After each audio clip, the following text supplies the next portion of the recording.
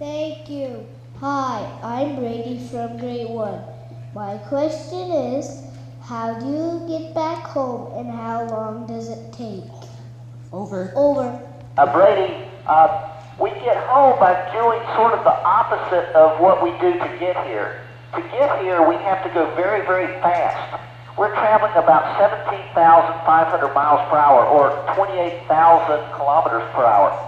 And to get home, we just need to slow down a little bit, so we will go back to the ground and we will descend and go back to the ground. And it takes about an hour from the time we slow down until we land. Over.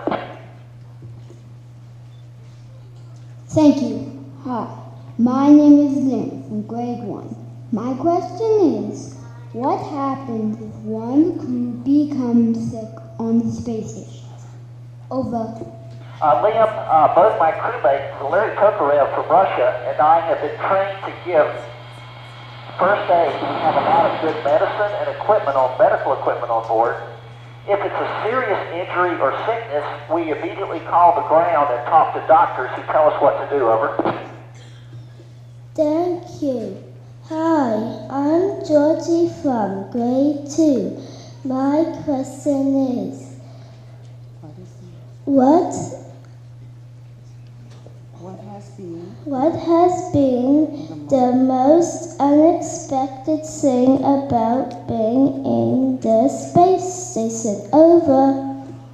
Georgie, I think the biggest surprise, and it's been a very good surprise, is how quickly we adapted not to visiting in space, but to actually living in space. Over. Thank you. Hi, I'm Emma from grade 3. My question is, what can you do from space to warn people about hurricanes and other bad weather so we can avoid the New Orleans disaster in the future? Over. Emma, we certainly can see hurricanes and other bad weather from the space station. Although fortunately, it's more important that we rely on satellites whose primary job is to just look for bad weather. And that's really how we can warn people about disasters such as Hurricane Katrina. Our program covers all Canadian schools. So anyone who would like to have a space contact, our team is ready, willing to go. We've got the technology behind us with the amateur radio team, and we're set to go to any school that would welcome us. Hi, I'm Philip from grade 4. My question is, do you think there will be space travel for lots of people, like there are airplanes now, during my lifetime? Over.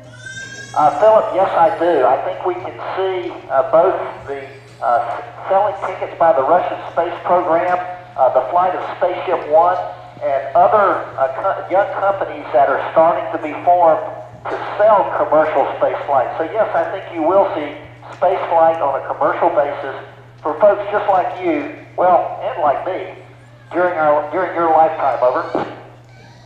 Thank you. Hi, I'm Lyle from grade 5. My question is, how many rooms are in the space station? Do you have any privacy?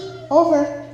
Lyle, there are 6 primary rooms or modules on the space station, and the space station is very long. It's well over 100 feet long. And my sleeping area is at one end, and Valeri's is at the opposite end, so we do have quite a bit of privacy. Over. Thank you. Hi, I'm Noah from grade 5. My question is, do you recycle in the space station? If not, what do you do with the waste? Over. Noah, we do recycle some things. We recycle water. We get water that condenses out of the air, and we use that to produce most of the oxygen that we breathe. Also, our paper that we print on, we have computers and printers. We always print on both sides. So if I have a message that's only printed on one side, I'll then use it later so that we don't waste any. We cannot recycle everything, so we put it on what's called a progress supply ship, which brings up food, water, clothes, experiments to us, and when it enters the atmosphere, it burns up, and that's how we get rid of most of our trash. Over.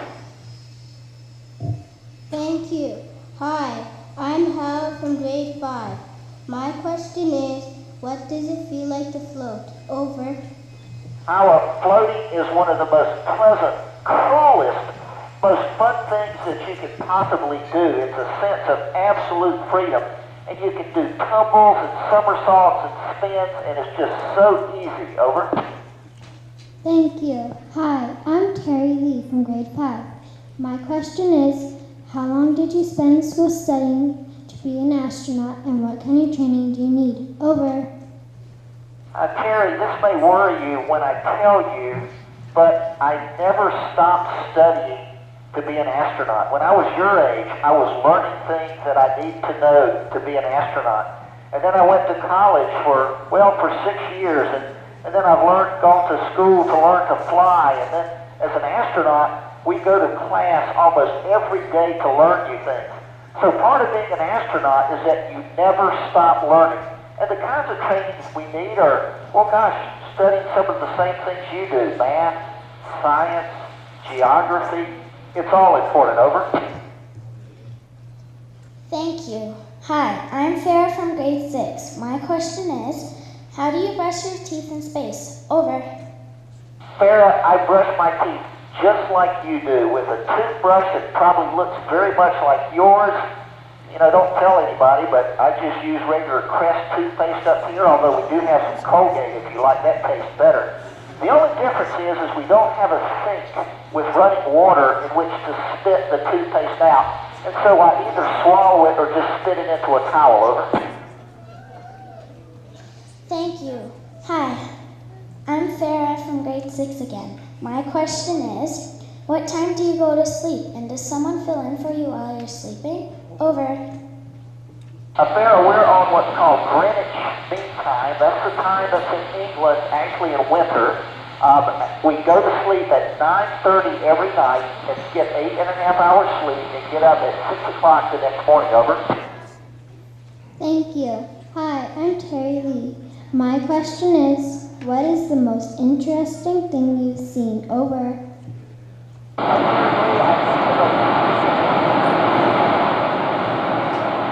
We've lost the signal, but I'd like to thank Commander MacArthur. He has been very dedicated to the ARISS program.